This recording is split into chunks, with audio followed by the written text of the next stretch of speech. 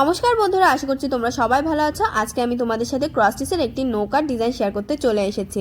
এটি রিকোয়েস্ট তোমরা অনেক আগেই আমাকে করেছিলে, আজকে আবার নতুন করে রিকোয়েস্ট এসেছে, তাই ভাবলাম আজকে এটা তৈরি করেই ফেলি। আর তোমরা যদি আমার চ্যানেলটিতে নতুন হয়ে থাকো তাহলে অবশ্যই আমার চ্যানেলটিকে সাবস্ক্রাইব করো আর পাশে থাকা বেল বাটনটিকে প্রেস করো। চলো এবার আমরা এই ডিজাইনটি কিভাবে তৈরি করেছি সেটি দেখে নিই।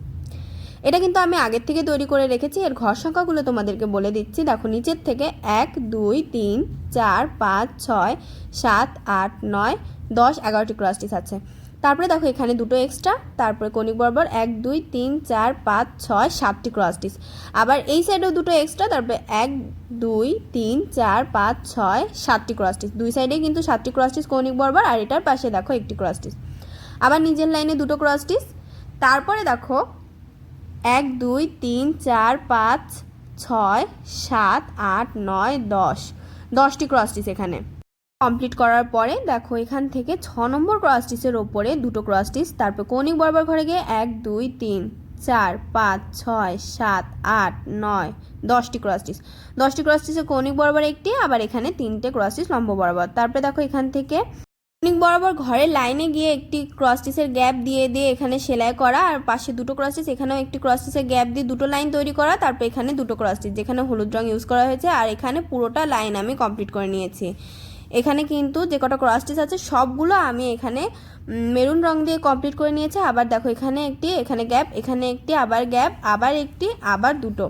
তো এভাবে করে তোমরা এটুকু কমপ্লিট করবে। আর এখানে 2 নম্বরের ওপরে দেখো একটি, আর এখানে পাশাপাশি দুটো ক্রস স্টিচ, আর এর ওপরে এটা হলো 3টে ক্রস স্টিচের লাইন। তারপরে এখানে 4টে ক্রস স্টিচ আছে 2 নম্বর ক্রস স্টিচের পাশ থেকে, আবার নিচের দিকে দুটো ক্রস স্টিচ কৌণিক বরাবর দুটো।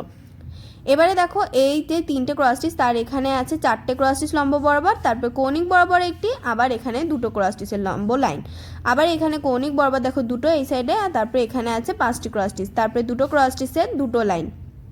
তো পালটি কিন্তু তৈরি হয়ে গেল। এবার দুই সাইডে দেখো দুটো দুটো করে কালো রঙের ক্রস স্টিচ আমি এক্সট্রা দিয়ে কমপ্লিট করেছি।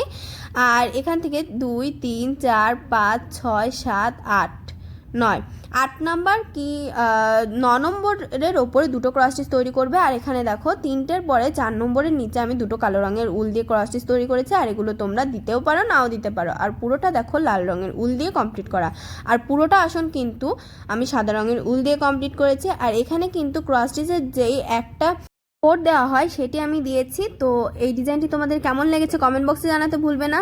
কোন ধরনের ডিজাইন দেখতে চাও সেটিও জানাবে। আর ভিডিওটি ভালো লাগলে লাইক শেয়ার করবে এবং অবশ্যই আমার চ্যানেলটিকে সাবস্ক্রাইব করবে।